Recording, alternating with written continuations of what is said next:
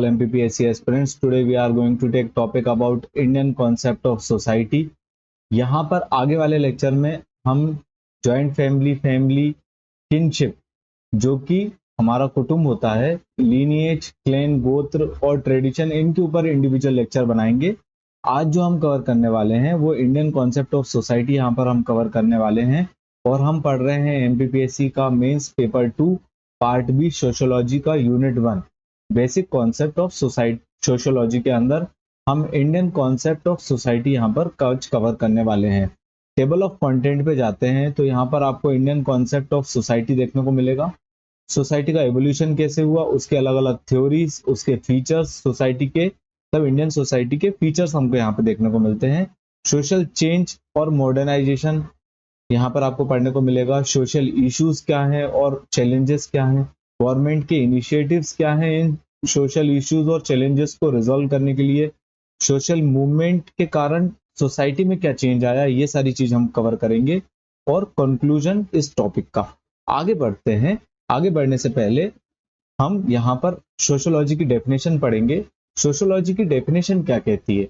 ये असल में सोसाइटी का जो रिलेशन है आपस में, उसका स्टडी करना, ह्यूमन सोसाइटी का, उसका स्ट्रक्चर का, कल्चरल नॉर्म्स का, सोशल चेंज का, ह्यूमन बिहेवियर, इन सारी चीजों का स्टडी करना सोशियोलॉजी कहलाता है।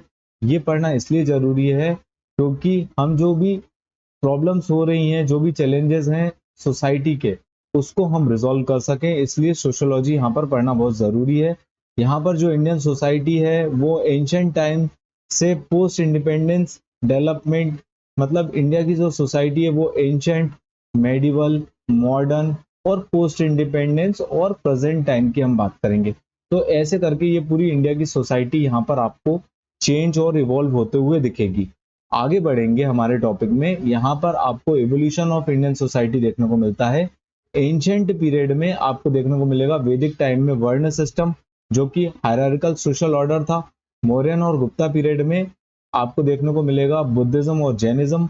मेडिवल पीरियड में आपको इस्लामिक इन्फ्लुएंस देखने को मिलता है और यहाँ पर सूफी मूवमेंट, भक्ति मूवमेंट आपको यहाँ पर देखने को मिलेगा, जिस वजह से रिलीजियस रिफॉर्म मूवमेंट हुए।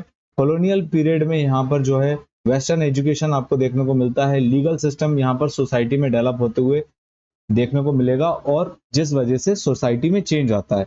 सोशल रिफॉर्म मूवमेंट की बात करेंगे तो राजा राम मोहन रॉय की बात होती है, विवेकानंद की बात होती है, यहाँ पर स्वामी विवेकानंद जी की। यहाँ पर जो है सती प्रथा बंद करी गई, ये इसका एक एग्जाम्पल है, जिस वजह से सोसाइटी में चेंज आया। पोस्ट इंडिपेंडेंस पीरियड की बात करेंगे तो यहाँ पर कॉन्स्टिट्यूशनल प्रोविजन में सेक्युलरिज्म मेंशन्ड है, सोशल जस्टिस मेंशन्ड है, जिस वजह से सोसाइटी में चेंज देखने को मिलता है, या आज हम जो है हमारे कॉन्स्टिट्यूशन को फॉलो करते हैं। और मॉडर्न पॉलिसीज या डेवलपमेंटल पॉलिसीज की बात करेंगे तो यहाँ पर इंडस्ट्रियलाइजेशन के कारण आपको चेंज देखने को मिलेगा सोसाइटी में, और आज की डेट में इंक्लूसिव ग्रोथ की बात करती है गवर्नमेंट। आगे बढ़ेंगे हमारे टॉपिक में तो आपको यहाँ पर सोशियोलॉजिकल थ्योरीज और कॉन्सेप्ट देखने को मिलेंगे। एक कॉन्सेप्ट है संस्कृताइजेशन। यहाँ पर लोअर कास्ट जो है वो अपर कास्ट की रिचुअल्स और प्रैक्टिसेस को फॉलो करेगी ताकि वो समाज में, सोसाइटी में आगे बढ़ते हुए दिख सके। और यहाँ पर सोशल मोबिलिटी और चेंज इन कास्ट डायनामिक्स, ये इसका इम्पैक्ट होता है संस्कृताइजेशन का।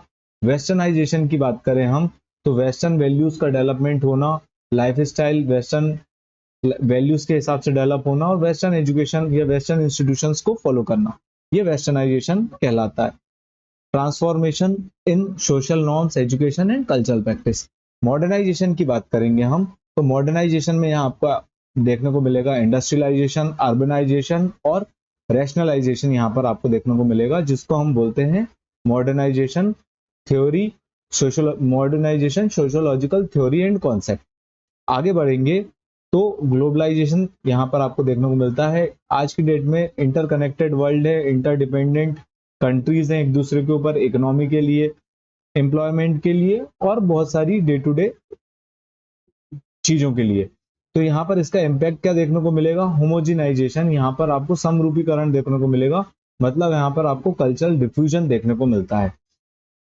आगे बढ़ते हैं तो की फीचर्स ऑफ इंडियन सोसाइटी की बात करेंगे हम। डाइवर्सिटी एंड प्लूरलिज्म देखने को मिलेगी, एथनिक डाइवर्सिटी है और लैंग्वेज डाइवर्सिटी है, यहाँ पर आपको 22 टोटल लैंग्वेज देखने को मिलती है। रिलीजियस डाइवर्सिटी में आपको मेजर रिलीजन में हिंदू, इस्लाम, क्रिश्चियनिटी देखने को मिलते हैं। माइनर रिलीजन में ज़ोरास्ट्रियनिज्म एंड जादुइज्म आपको देखने को मिलता है। कल्चरल प्लूरलिज्म की बात करेंगे या सांस्कृतिक बहुल बहुलवाद की हम बात करते हैं तो यहाँ पर बहुत सारे त्योहार, बहुत सारे खान पान और अलग अलग लाइफ स्टाइल आपको जो है देखने को मिलता है। ये है हम पढ़ रहे हैं की features of Indian society. Caste system की बात करेंगे जो कि की फीचर ऑफ इंडियन सोसाइटी है। ये एक ट्रेडिशनल सिस्टम है जिससे आपको ये पता लगता है, एक हायरार्कियल ग्रुप आपको पता लगेगा। इसका बहुत बढ़िया एग्जाम्पल है वर्ण सिस्टम। यहाँ पर ब्राह्मण, क्षत्रिय, वैश्य और शूद्र ये हायरार्किकल ऑर्डर में है, ये वर्ण सिस्टम का पार्ट है। और जाति सिस्टम आपको देखने को मिलेगी जो कि सबकास्ट है। इनके आज भी कॉन्टेम्पररी इश्यूज इस वजह से जो हमको फेस करने पड़ रहे हैं, लीगल प्रोविजन होने के बाद भी caste based discrimination, caste based politics यहाँ पर आपको देखने को मिलेगी। सोशल इनइक्वालिटी यहाँ पर आपको देखने को मिलती है। तीसरा पॉइंट जो हमारा है वो है फैमिली स्ट्रक्चर। फैमिली स्ट्रक्चर जो चेंज हुआ है सोसाइटी में, ज्वाइंट फैमिली हुआ करती थी, आज की डेट में न्यूक्लियर फैमिली आपको देखने को मिलेगी। ज्वाइंट फैमिली जो एक ही छत के नीचे रह रहे हैं और एक ही जगह से जो है अपना पालन पोषण कर रहे हैं, मतलब उनका जो रिसोर्स है वो कन्फाइंड है। न्यूक्लियर फैमिली जो है वो अर्बनाइजेशन का एक पार्ट है और due to emergence of urbanization यहाँ पर autonomous household unit develop हो जाती है, उसको हम बोलते हैं न्यूक्लियर फैमिली। यहाँ पर ऊपर आपको देखने को मिलेगा और ज्वाइंट फैमिली यहाँ पर आपको लेफ्ट साइड में देखने को मिलता है। मैरिज, और यहाँ पर उसके नीचे आपको देखने को मिलेगा कुटुंब संबंध। कुटुंब संबंध असल में एक्सटेंडेड फैमिली सिस्टम है जिसमें आपको बहुत ज्यादा सोशल सपोर्ट और यूनिटी आपको देखने को मिलती है। मैरिज और किनशिप की बात करें, मैरिज और कुटुंब संबंध की, यहाँ पर आपको अरेंज मैरिज देखने को मिलेगी और यहाँ पर मैरिज रिचुअल आपको अलग अलग सोसाइटी में अलग अलग देखने को मिलेंगे। जैसे मुस्लिम में निकाह, क्रिश्चियन में सेरेमनीज आपको देखने को मिलेगी और एंडोगेमी, एक्सोगेमी देखने को मिलती है। एंडोगेमी में क्या होता है, एक कम्युनिटी में शादी करना, एक कास्ट में शादी करना। एक्सोगेमी क्या होता है, आउटसाइड द कम्युनिटी और सोसाइटी। आगे बढ़ते हैं, रिलीजन और सोसाइटी की बात करेंगे यहाँ पर। तो सेक्युलरिज्म, ये हमारे इंडियन कॉन्स्टिट्यूशन में मेंशन्ड है। सेक्युलरिज्म यहाँ पे equality, freedom of practice of religion, मतलब राइट टू रिलीजन यहाँ पर हमारे इंडियन कॉन्स्टिट्यूशन में फंडामेंटल राइट में मेंशन्ड है। रिलीजियस फेस्टिवल यहाँ पर आपको अलग अलग सोसाइटी के अलग अलग देखने को मिलते हैं, जैसे कि क्रिसमस, वैसाखी। रिलीजियस इंस्टीट्यूशन भी यहाँ पर अलग अलग हैं, टेम्पल, मॉस्क, चर्च यहाँ पर आपको अलग अलग देखने को मिलेंगे। ये हमारे इंडिया की सोसाइटी के की फीचर्स हम पढ़ रहे हैं। एक सिस्टम है पंचायती राज सिस्टम जो कि लोकल गवर्नेंस है, डिसेंट्रलाइज्ड गवर्नेंस, रूरल कम्युनिटी को आगे बढ़ाने के लिए और ग्रास रूट लेवल तक डेवलपमेंट को पहुंचाने के लिए ये देखने को मिलेगा, जो कि 3 टायर स्ट्रक्चर है। Panchayati Raj system, village panchayat, intermediate panchayat जिसको हम ब्लॉक पंचायत भी बोलते हैं, और डिस्ट्रिक्ट पंचायत। ये 3 टायर स्ट्रक्चर आपको देखने को मिलता है। आगे बढ़ेंगे तो सोशल चेंजेस और मॉडर्नाइजेशन। तो यहाँ पर आपको मॉडर्नाइजेशन और सोसाइटी में क्या बदलाव हो रहा है तो यहाँ पर देखने को मिलेगा। अर्बनाइजेशन के अंदर आपको देखने को मिलता है माइग्रेशन टू सिटीज। यहाँ पर इकोनॉमिक अपॉर्चुनिटी आपको देखने को मिलेगी चेंज होते हुए, जिस वजह से सोसाइटी का स्ट्रक्चर और सोसाइटी की वैल्यूज भी यहाँ पर चेंज होते हुए देखने को मिलती है। इसका इम्पैक्ट क्या है कि यहाँ पर जो है न्यूक्लियर फैमिली यहाँ पर आपको बढ़ते हुए दिखेंगी और यहाँ पर जो है ट्रेडिशनल कास्ट बेस्ड ऑक्यूपेशन है वो यहाँ पर आपको जो है गिरते हुए देखने को मिलता है। सोशल चेंज और मॉडर्नाइजेशन की बात होगी तो एजुकेशन की बात तो होगी ही। एजुकेशन जब यहाँ पर बढ़ेगा तो ये हमारे सोशल मोबिलिटी के लिए बहुत अच्छा है। सोशो इकोनॉमिक डिस्पैरिटी को ये कम करता है, रीजनल डिस्पैरिटी को ये यहाँ पर कम करता है। इकोनॉमिक चेंजेस क्या होते हैं, तीसरा पॉइंट है इकोनॉमिक चेंज। लिबरलाइजेशन या ग्लोबलाइजेशन के कारण यहाँ पर मिडिल क्लास जो है आगे बढ़ते हुए दिखेगा आपको। मिडिल क्लास की परचेसिंग पावर यहाँ पर देखने को आगे बढ़ते हुए देखने को मिलेगी आपको, और यहाँ पर चूंकि उनका लाइफस्टाइल चेंज हो रहा है तो वो उनकी सोसाइटी भी या उनका सोशल वैल्यूज भी यहाँ पर चेंज होते हुए देखने को मिलेगा ड्यू टू मॉडर्नाइजेशन। मॉडर्नाइजेशन में वुमेन एम्पावरमेंट की बात करें तो वुमेन एम्पावरमेंट में यहाँ पर लीगल रिफॉर्म, जिस वजह से वुमेन एम्पावरमेंट आपको देखने को मिलता है, डोमेस्टिक वायलेंस एक्ट और sexual harassment of women at work place act 2013, जिस वजह से क्या हो रहा है यहाँ पर वुमेन का पार्टिसिपेशन बढ़ता जा रहा है और उनकी जो सोसाइटी में जो वैल्यू है वो आपको आगे बढ़ते हुए देखने को मिलेगी। लेकिन उस ये सारी चीजें होने के बाद भी एक सबसे बड़ा चैलेंज ये है कि जेंडर बेस्ड वायलेंस आज भी एग्जिस्ट करते हैं, पेट्रियार्कल सोसाइटी है और सोशो इकोनॉमिक इनइक्वालिटी आज भी आपको देखने को मिलेगी। टेक्नोलॉजिकल एडवांसमेंट एक बहुत बड़ा एस्पेक्ट है मॉडर्नाइजेशन का, जिसमें डिजिटल रिवॉल्यूशन है। डिजिटल रिवॉल्यूशन से हम जो है इंफॉर्मेशन दूर दराज के इलाकों तक पहुंचा सकते हैं, जिससे कि एक रीजनल डिवाइड या रीजनल डिस्पैरिटी यहाँ पर कम होते हुए दिखती है और लोगों को इकोनॉमिक अपॉर्चुनिटी यहाँ पर आपको आगे बढ़ते हुए दिखेंगे, उनको ज़्यादा अपॉर्चुनिटी मिलेगी ज़्यादा एस्पेक्ट में। और आगे बढ़ते हैं, एक इसमें कंसर्न ये भी है टेक्नोलॉजिकल एडवांसमेंट में कि यहाँ पर डिजिटल डिवाइड भी आपको देखने को मिलेगा, जो कि रूरल और अर्बन एरिया में, अर्बन और रूरल एरिया में आपको देखने को मिलता है कि अर्बन एरिया के लोग जो है ज़्यादा डिजिटली लिटरेट होते हैं और रूरल एरिया के लोग कम लिटरेट होते हैं डिजिटली। अब हम बात करते हैं यहाँ पर सोसाइटी के कुछ इश्यूज और चैलेंजेस हैं, जैसे कि डिस्क्रिमिनेशन में छुआछूत, अनटचेबिलिटी और रिजर्वेशन सिस्टम यहाँ पर आपको देखने को मिलेगा। कम्युनलिज्म, यहाँ पर रिलीजियस कॉन्फ्लिक्ट आपको देखने को मिलेंगे, कम्युनल टेंशन आपको देखने को मिलेगी, जैसे कि हिंदू मुस्लिम जो इशू है, जो यहाँ पर आपको कम्युनल टेंशन है, ये आपको देखने को मिलती है, जो कि सोशल इशू और चैलेंजेस का पार्ट है।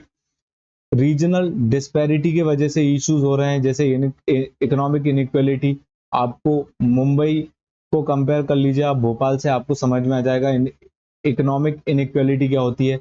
माइग्रेशन क्या है, माइग्रेशन की वजह से जो है इंटरनल माइग्रेशन पैटर्न की वजह से जो हमारी सोशो इकोनॉमिक चैलेंजेस हम फेस कर रहे हैं, जैसे कि रिसोर्सेज में कमी आना, वाटर स्कैरसिटी होना और सस्टेनेबिलिटी कि जो हमारी अप्रोच है वो पूरा ना कर पाना, ये एक माइग्रेशन का बहुत बड़ा इशू है, जो कि आपको कोविड में देखने को मिला होगा कि जो लेबर क्लास था उनके साथ, जो माइग्रेंट था उनके साथ कैसा उनका समय बीता, उस समय पे देखने को मिलता है।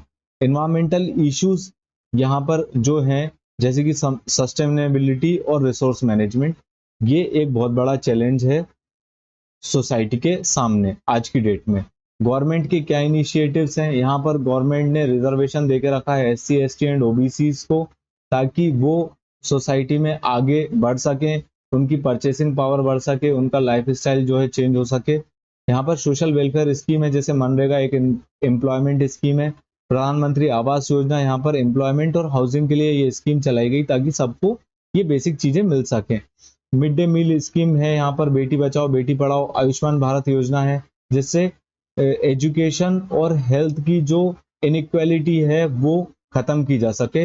वुमेन और चाइल्ड डेवलपमेंट की बात करेंगे हम यहाँ पर, तो उज्ज्वला योजना और मैटरनिटी बेनिफिट प्रोग्राम यहाँ पर आपको देखने को मिलता है। इंटीग्रेटेड चाइल्ड डेवलपमेंट स्कीम यहाँ पर आपको देखने को मिलेगी और राइट टू एजुकेशन, ताकि एजुकेशन की जो इनइक्वालिटी है सोसाइटी में, जो कम ज्यादा होते हुए देखने को मिलती है, वो यहाँ पर बैलेंस की जा सके।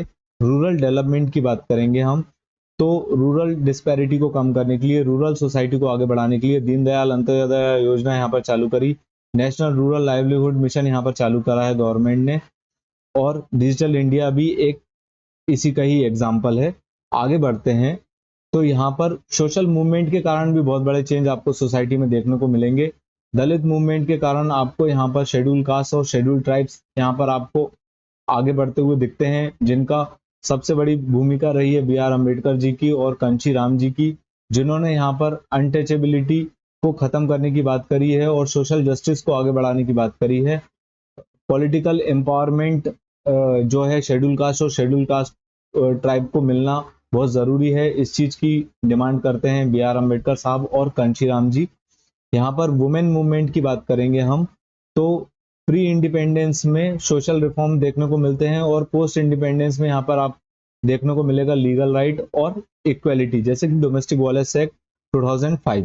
इसके क्या इम्पैक्ट हैं, जिस वजह से लीगल रिफॉर्म हुआ, यहाँ पर पॉलिटिकल पार्टिसिपेशन आपको देखने को मिलेगा, सोशियो इकोनॉमिक डेवलपमेंट वुमेन का आपको यहाँ पर देखने को मिलता है। एनवायरमेंट मूवमेंट के कारण जो है एनवायरमेंट रिलेटेड लोगों में अवेयरनेस आई है, जैसे कि चिपको मूवमेंट, नर्मदा बचाओ आंदोलन। इससे लोगों में और सोसाइटी में ये अवेयरनेस आई है कि नेचुरल रिसोर्स कितने ज़्यादा इंपॉर्टेंट है, सस्टेनेबल डेवलपमेंट कितना ज़्यादा इंपॉर्टेंट है, और इन्वायरमेंटल जस्टिस यहाँ पर लोगों को मिलना चाहिए, जैसे कि शेड्यूल ट्राइब्स को। फॉरेस्ट राइट एक्ट 2005-6 असल में ये उन्हीं के लिए है। आगे बढ़ते हैं तो हम इस टॉपिक को कंक्लूड करेंगे कि सोशियोलॉजी का क्या रोल है।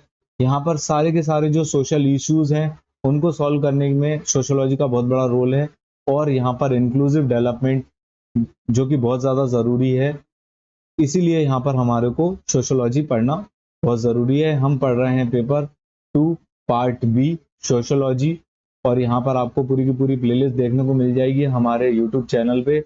आप इसको प्लीज़ सब्सक्राइब करिए। अगर आपको हमारा कंटेंट पसंद आता है तो इसको लाइक कीजिए, हमें सपोर्ट कीजिए। Thank you for watching, please subscribe.